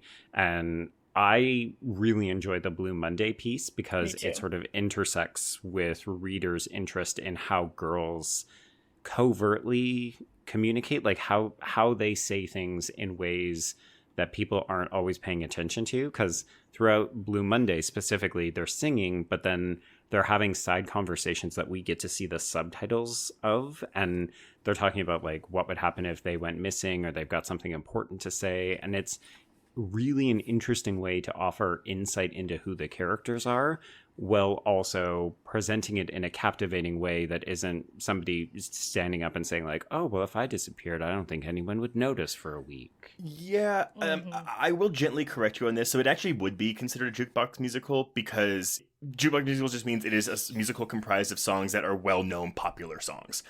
Okay. I thought they had to be like throughout the entire film and like of a particular genre or something. Not necessarily. I mean, yes, typically with musicals, like, yeah, it's all Mamma Mia, it's all ABBA songs. American Idiot, it's all Green Day songs. Like, yeah, that, or Rock of Ages, it's all 80s songs. But no, it's just popular songs. And while I will confess, I didn't love a lot of this just because this isn't the type of musical that I gravitate towards. I will say that whenever I talk to people that don't like musicals, I'm always like, they're like, oh, when they burst into song, I just zone out. So I'm like, okay, but see, that's the thing though. If you pretend like they're not singing and they are speaking the lyrics they are saying, then it's just dialogue. They just happen to be singing it. And so I actually like jukebox musicals a lot when they're good, because if people already know the songs, then they don't have to go through that weird process of like, ooh, shit, I'm watching a musical now. They know the words, they know the lyrics.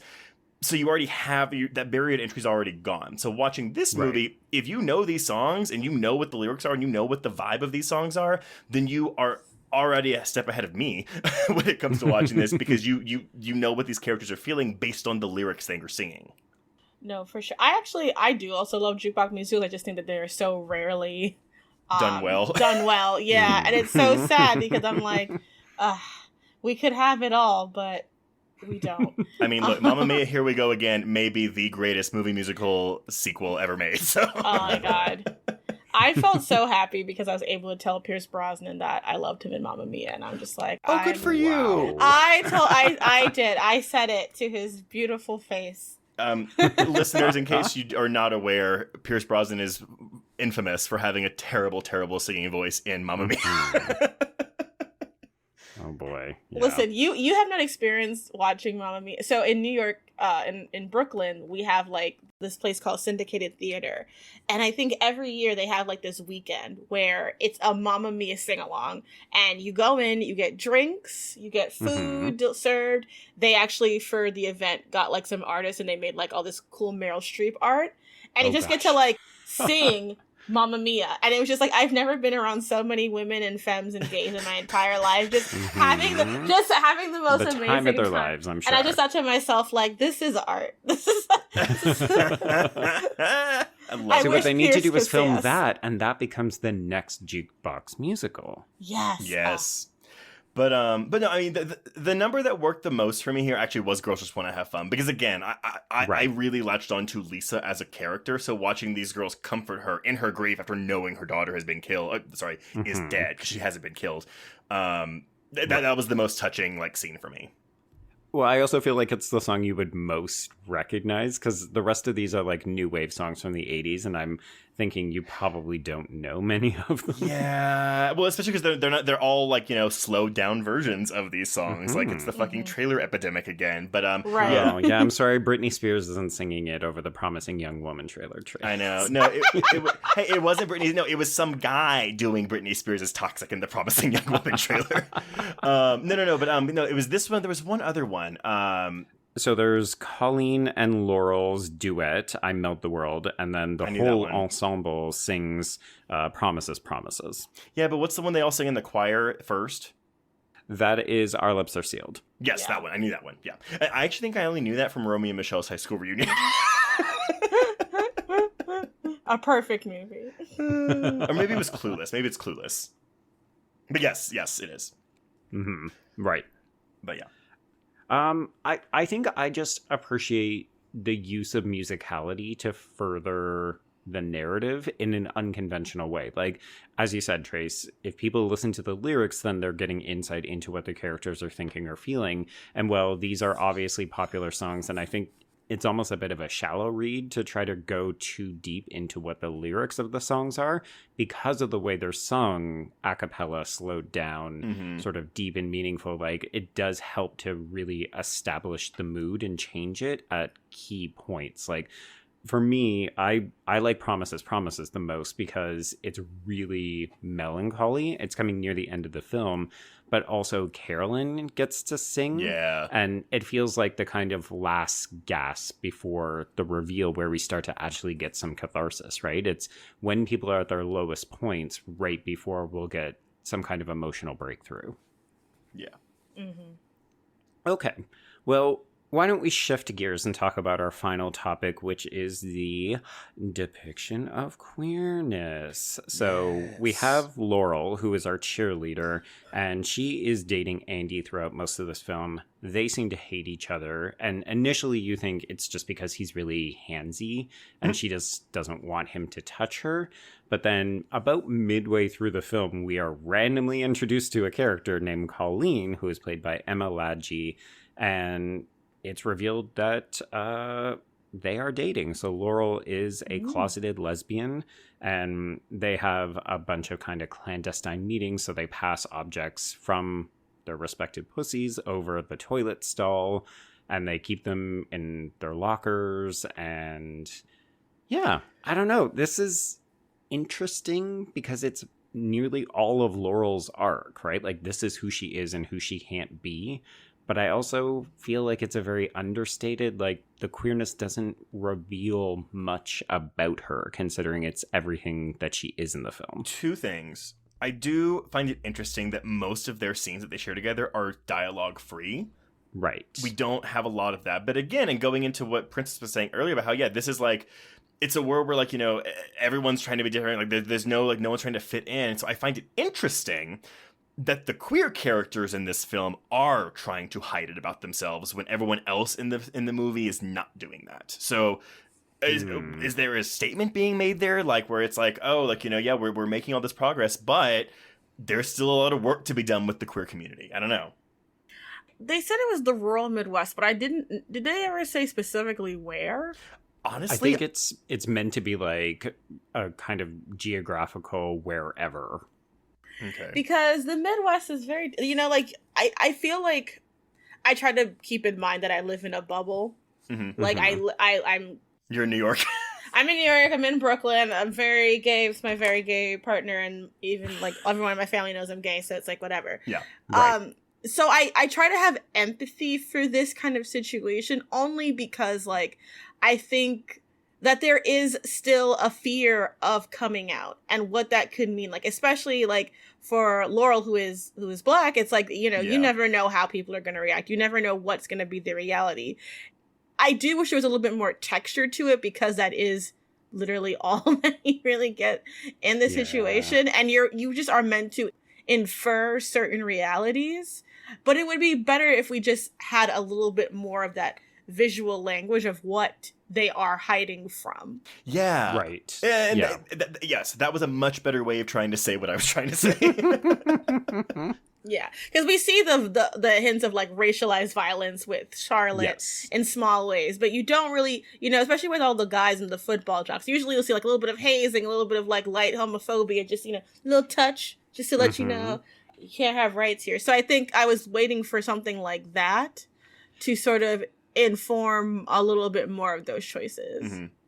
Yeah, because, of course, one of the visual signifiers of Laurel is that she is almost always wearing her cheerleading uniform. It's like the easiest way to distinguish her. Yeah. And I couldn't help but wonder if we were meant to, like, do this inferred reading without ever being told that she can't come out publicly because she is a popular girl who's on the cheerleading squad and these kinds of things. But then I realized those are all stereotypes that I'm just drawing from other texts and other stories. And I didn't want to impose that on this movie because I don't know that it's there. And I feel like it's also just interesting because, like, I say the most popular cheerleaders in media right now are gay, so it's like I think of like I brought up again, but like Santana and Brittany from Glee, but I'm a cheerleader, of course, which definitely has like aesthetic roots in this. So it's like you want something that will explain that. Well, but Joe, I think you can put those stereotypes in this because the movie does specifically, at least whenever she tells off Andy, and he's like, he's so confused because it's not about, oh, I'm a shitty man. It's like, wait, I'm the football star. I am. This is my place in this school. These are the reasons he gives her as to why she cannot she shouldn't break up with him, but why she cannot break up with him. So I think it's less you putting the stereotypes on her than the world of this movie saying that these stereotypes do apply to this character in this world. Yeah, because it's very like Stan and Delilah from The Faculty, right? Like there's an established social hierarchy. Exactly. Cheerleader dates head football player. Well, but let's bring it over then to the way the girls interact, right? Because we have that. I think it's a really good scene where they're doing the dress fitting, and I love that one. Charlotte and Laurel are like basically they're verbally competing about who's done the most with. Is it with boys in general who's or touched with a dick? Yeah, who touched his dick? And they're both lying, but they don't tell each other. But they're still best girlfriends. And I think this is also something Jennifer Reeder was trying to tap into with like how girls are forced to behave and react around each other, especially when the subject of boys are involved. Yeah. I think it's also, it kind of pushes against this idea that it's easier to be a queer woman than it is to be a queer man. Like I feel like there is some, I see this a lot when I discuss it with, my gay male peers, is that like it can feel like media treats that because women are allowed to have intimacy together that they can just be gay, and it's like, who cares? Two girls kissing, blah, blah, blah. But that is just such a minimalization of the reality of the situation. And so I think in some ways, if this film were more streamlined, more traditional, I think we would have gotten like that quiet scene of like them under the bleachers talking about like, I can't tell my dad he's got this new baby coming, and I'm gonna be in college soon, so like I'll just tell him after that. We'll just wait. Yeah, it's just like, it's not a big deal. Like, who cares? Just something like that. And I'm conflicted because while I don't want that scene, because it's like, oh God, this is so cliche. Like, okay, yes, we get it. Forever, yeah. But at the same time, I do want it because, as you said, I want to know what is keeping them from being open about this, unless it really just is like tied into what Andy said. Yeah. And it could also just be as simple as they're not ready, like you can come out whenever you're ready to. It just, when we're looking at film, you were looking for intent. And because we're looking for intent, it's like, and I think that's when we're talking about representation. So again, like, Reader was going for authenticity with this film. And so I think if you are able to relate to at least one of these characters, you're going to pull more insights in and like fill in more blanks than someone who doesn't relate to these characters does. And so I think what is good about this film, what is admirable about this film, Joe, to steal your term, is that it is giving representation to types of characters we don't normally see in film. So while maybe the audience that will really, really, really connect with this is smaller, that doesn't matter. It's really good. It's a good thing that we are having an audience that is like the niche audience that will relate to these characters. Yeah, and Princess, I like your reference of "but I'm a cheerleader" because that's like an unconventional, somewhat confronting, but also cult favorite where it didn't do well and then it found its audience and it's now a beloved classic. Yeah. But, you know, it's not going to work for everybody either. Absolutely. Yeah. Do we like the passing of the objects over the stall door? I was very much like, oh, okay, it's more lesbians hand touching.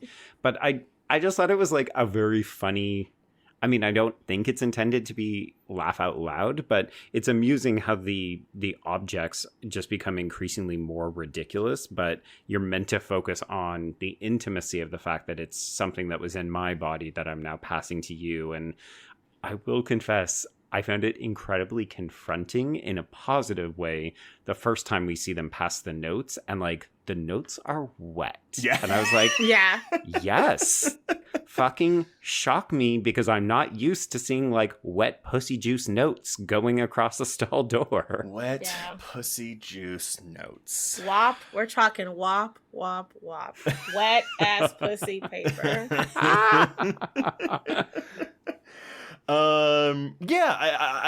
It's a thing where it's like, you know, logistically, well, I'm going to say logistically it doesn't make any sense, but maybe it does because I don't have the extensive knowledge of the female anatomy, but yeah, it is very much about, that this is intimate. Like, this is just something very close that they are sharing with each other privately in bathroom stalls. Mm-hmm. Oh, I'm sorry, it's in the same scene, but it's not connected to the theme, but Charlotte walks in at one point when they're doing this and is carrying a book with the title Knives and Skin on it. Mm-hmm. What is that?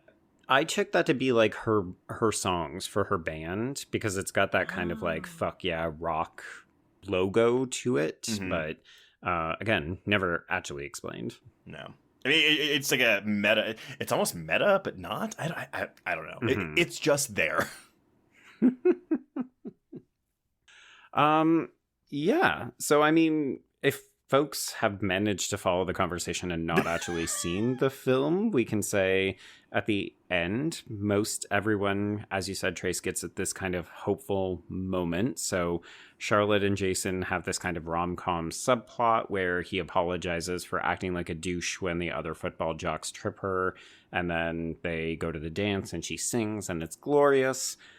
Joanna has nice moments with both of her parents, and ultimately Dan's infidelity is revealed and he is kicked out, but Joanna gets that nice moment where her mom paints her nails. Laurel never comes out, but yeah, she does kind of get her comeuppance with Andy when she bedazzles his Letterman jacket to let everybody know that he is shit to women. Does she tell Charlotte, though, that has a girlfriend? I think they just say that they both lied and they haven't actually touched a man's penis. Yeah. Huh. Okay. Huh. So brave. Stunning and brave. What did she say? It looked like E.T. and then the face that Charlotte gives. I love that. So perfect. I mean, there's a lot of like genuinely funny or amusing or poignant or kind of standout moments in this. Like, I don't always love the whole thing, but when you're watching, if you don't like something, you just have to wait like 30 seconds and then you'll have some brand new scene that might bedazzle you itself. And I'm sorry, I know we didn't like go super deep into Lisa and the mom. And Princess, you touched on this earlier during the sniffing scene, but everyone, if you've not seen this movie, there is a scene where the mother of the dead girl gets in the car with the last person to see her, Andy, and she smells Carolyn in the car, and then she continues to smell Andy, makes him remove his shirt, which she then puts on and wears for the next couple scenes. Yes. She makes out with him because she can smell her daughter on his mouth, but not before he says, "Do you want to see my penis?" Lord. Yes. Yeah, I was so exhausted by that. I was like, please. This kid just wants someone to touch his penis. Like, he is so desperate for it. Carolyn won't touch it. Laurel won't touch it. I don't Miss want to Harper talk to won't you. touch it. Yeah. But I do love that, Lisa, the mom, just says, no, I don't want that. Like, he isn't even a person to her. He's a conduit for her daughter's She's trying aura. to sniff her daughter. Yeah, she's trying to Yeah. sniff her daughter. Like, this isn't about you. Stop making it about you, man. But he's a teenage boy and he can't accept that. I definitely would. I didn't see this at a festival, but I would have liked to have seen this scene specifically at a film festival. Yeah. I do feel like the mother was giving such like brilliant, chaotic Sarah Palmer energy that I was just kind of like, I wonder if she watched it. Like, I was just like, it's that grieving that is so painful that you stop making sense. Yeah. Because the pain that you are living with doesn't make any sense. And I felt like she just threw herself into that so well that I was just like moved whenever I saw her. Even in that scene, I was kind of like, she's just playing this with so much gusto. It was just hard to look away. Oh yeah, I know we keep saying Twin Peaks, but yes, I remember I had to watch the Twin Peaks pilot in film school, and Grace Zabriskie has that scene when she gets the phone call that her daughter's been killed, found dead. Oh, it's devastating. And she just screams and screams and screams, and you better believe that at least half of my class was laughing at this performance because they're so uncomfortable, though. Yes. Mm-hmm. Yeah. And I am a crier in movies. One thing that really made me tear up here is it's always the same thing in movies. Whenever she says, "What if I stop being able to remember her correctly? Like, what if I forget parts of her?" And also I never asked her what kind of funeral she wanted. Like that stuff where it's like, oh God, like that really hits. Again, this actress really just sold the movie for me. She was brilliant, and it just, I think, those are the moments where you're like, that's what she meant by authenticity, just that raw, rough pain. But it's not uncontrolled, right? And it's not like wallowing in it. Like, this character is an emotional roller coaster, but we're really there with her the whole time. It doesn't feel showy in the way that some people, like almost more professionally trained people or people who have done this for decades and won awards for it, like, she's not going over the top to try to win an Oscar with this. It's just like, oh wow, look at this devastated mother. Also, if we're going into feminism here, so one of the last things she says in this scene is, so now what? I'm useless because I'm not a mother anymore. What is my role in life? And that's why her final scene where she puts on the glasses, she looks up at the sky and she smiles is so cathartic to me. Because again, we have been told for centuries that the woman's role is to have babies and produce. They're a baby factory. That's all they are. And I love that this character feels this and comes out of it. Like, obviously, yes, it sucks. Her daughter is still dead, but there's hope for her. It's not, her life isn't over because she's not a mother anymore. And I just found that very touching.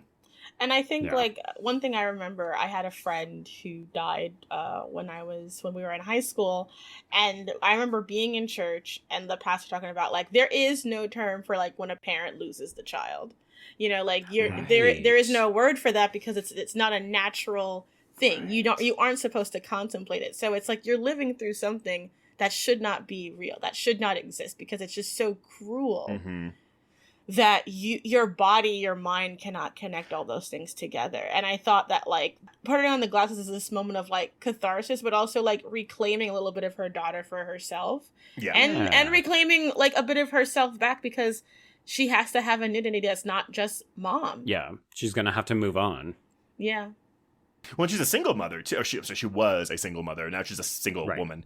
But yeah. Oh, yeah. Oh. And it's like, that's not, I think about that just saying it out loud. I'm like, imagine like being like, she's so young. It's like, you're no longer a young mother. You're no longer a young divorcee. It's like, you had a child and you're so young. People will think, oh, like, young. It's like, no, my daughter just died as a teenager. Like, this is a very, like, even talking about it, I'm like, that's so intense. That's such a strange reality to be living in day after day. See, another really good moment too is when they're singing Our Lips Are Sealed and they finish the song. And she's like, keep singing. And they're like, we did finish the song. Like, that. It's such a quiet, soft moment. But I can't believe she went to work that day. I mean, honestly, like, you take a month off. Yeah, I would, like, I find any excuse not to work. So I would have been like, I think I have done nothing wrong. You can't say anything to me. Yeah. Oh, boy. Poor thing. But yeah, so that is Knives and Skin. That is Knives. I mean, I love the unconventional episodes, Joe, because I love our straightforward plots because it's easy to follow through. But honestly, I don't know how we could have done that with this movie. And I feel like we bounced around. So if you didn't watch the movie, listeners, sorry. Maybe you got a taste for what it was like. Yeah. Honestly, I'm sure listening to this is exactly how the movie plays in real time. Honestly, I feel like I can say we definitely gave a more streamlined version than they could have gotten anywhere else. Right. Yes. Oh, man. Well, okay. Well, any final thoughts on Knives and Skin before we close out? Princess, as the guest of honor, you are, the floor is yours. Thank you. I mean, honestly, I just felt very, thrilled. It was very thrilling watching this. I was watching it, during, a very busy day. But I just found myself really compelled by it, and it definitely is a film that I want to revisit because I feel like one time is just not enough. I need to see more of this and sort of just keep unpacking it. It definitely makes me want to check out the rest of her work because she's clearly a very thoughtful and creative director. Mm-hmm. Yeah, I'm inclined to. I mean, when I finished this last night, I don't know how I felt, to be honest. So I made sure to rewatch it again today. Again, knowing what all the pieces were, knowing what I was getting into, this worked for me more in a second watch. And I do think that if I watched it again after this conversation, I would probably like it a lot more. It is definitely a vibe. It is not a movie that is holding your hand. But it's a very pretty movie, and there's a lot of really, really good performances and interesting insights here that I don't think it's possible to get on one or clearly even two viewings. Yeah, absolutely. Yeah, for sure. And having had the luxury of seeing it and then having a couple of years in between and then coming back to it, but still knowing and remembering what it was, it definitely benefits from all of this. But I will say, as I think I said midway through the episode, this is a film that benefits from being able to talk about it with people. It's an emotional film. It is a vibe. It's an atmosphere. It's musical. In a lot of ways, this film doesn't want to hold you by the hand. It doesn't want to talk down to you. Yeah. It just wants you to figure it out on your own terms. And I think that's something that's really respectable in a day and age where, as you said, Princess, films really just want to say don't worry, we will explain everything to you. And if not, there will be a video about the end of it on YouTube in 5 minutes. Yeah, ending explained. Mm-hmm. So yeah, I admire and respect this film. It's not a film that I'm going to watch all the time, but I am very curious to see how listeners are going to respond to this, particularly if they've either listened to this and now they're going to check it out based on the conversation, or if they kind of went into it being like, ooh, I'm going to get a dead girl mystery movie. And it's like, oh, no, I'm not. Yeah, definitely. I truly enjoyed this and I feel really glad that I got to watch it and then talk to somebody about it. Because I'm one of those people, I do love talking about movies as soon as I watch them. So this definitely hit for me. So yeah, that's Knives and Skin. And before we announce what we're covering next week, Princess, first of all, thank you for joining us for the show. And let everyone know, where can they find you on social media? Thank you so much for having me. This has been such a pleasure. I'm going to download that Patreon because I want to hear you guys rip into Rebecca. Yeah, while I drink red wine. Well, we also have episodes on Gremlins 2 and The Northman, which were other things you mentioned. So. I'm going to go through, but I listened to a few episodes and I'm just like, oh, okay, I fit in really well. But yeah, this was so perfect. Thank you so much. For anyone looking to find me, you can find me on Twitter at Weeks Princess, Weekes. I also have a YouTube channel where I talk about pop culture. I actually have a video coming out about the Stepford Wives and Don't Worry Darling. So that'll be, I talk about both Stepford Wives because I watched the 04 version and I'm just like, hey. Oh no. Oh, that movie's very funny, but not good. It was an experience, but yeah, and I'm Princess Weeks basically on all other forms of social media and just, really thrilled to be here. Honestly had a great time. Thank you so much for having me. Well, thank you so much. Well, if you want to get in touch with us, you can reach us on Twitter and Instagram at HorrorQueers, or shoot us an email at horrorqueers@gmail.com. Find us on Letterboxd to keep track of all the films we've covered. Go to our YouTube channel to check out our interviews with various horror filmmakers, as well as our monthly hangouts where we talk about hot-button issues with some of our journalistic peers. And if you want to chat with other listeners, please join our Facebook HorrorQueers group. But if you want to show us some love, and you have a moment, please rate and review us on Apple Podcasts or Spotify. Review. Write things about us that are nice. Yeah, we love written stuff. I love it when I go and I see we have a new review, but it's a rating and I can't tell which one it is. Is it a 1-star or is it a 5-star? But if you want to give us money, you can support the show by becoming a patron at patreon.com/horrorqueers. So yeah, we are in November, kicking off the month. So we've got episodes discussing the morals and ethics of true crime, horror satire, The Menu, and we're playing a bit of catch up with episodes on Barbarian and Smile, since we weren't able to cover them when they actually hit theaters because there was too much shit that was coming out. And we've also got an audio commentary on the sequel that's better than the original, The Collection, which will be celebrating its 10th anniversary this month. Joe, what are we talking about next week? Well, as you said, we're in November, but November has 5 weeks, Trace. So we're going to go into our second of 5 episodes, and we're really going to pivot hard. So we talked about the secret lives of teenage girls this week, and next week we're going to get super fucking masculine because we're flying to space with Casper Van Dien in our second Paul Verhoeven film in like a couple of weeks. Yeah. We're talking about the 25th anniversary of Starship Troopers. Oh, man, I really hope we're going to be introducing some people to this that have never seen it before, y'all, because this movie is wild. Oh my God. Well, you know what, Trace? If we do, then we'll have signed them up to do their part. Oh my God. All right, everyone. Well, until next week's very satirical and gory as hell treat, we can cross out Knives and Skin. Indeed. And cross out horror queers.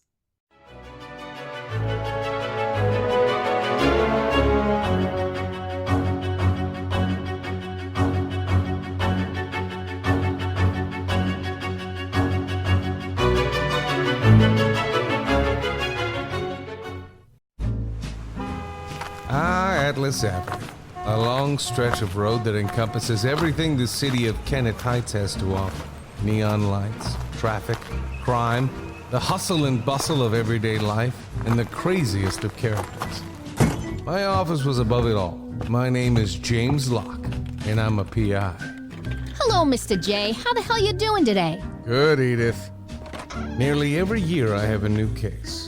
New people to meet, new clues to discover, and new problems to solve. But I do it the old-fashioned way. No technology. Nothing post-1950. Hell, I don't even listen to podcasts, but you should. Atlas Avenue Beat is a spoof of the film noir genre with goofy characters, tons of wordplay, and non-stop raunchy humor. There's also 3 whole seasons out right now with more on the way. Just search for Atlas Avenue Beat wherever you listen to podcasts or visit us online at bloody.fm. It was late in the afternoon when the professor and I took our way towards the east, whence I knew Jonathan was coming. Jonathan Harker has asked me to note this, as he says he is hardly equal to the task, and he wants an exact record kept. Dear Madam Mina, I have read your husband's so wonderful diary. Strange and terrible as it is true. I will pledge my life on it. God preserve my sanity, for to this I am reduced. Safety and the assurance of safety are things of the past. I am in hopes that I shall see more of you at Castle Dracula.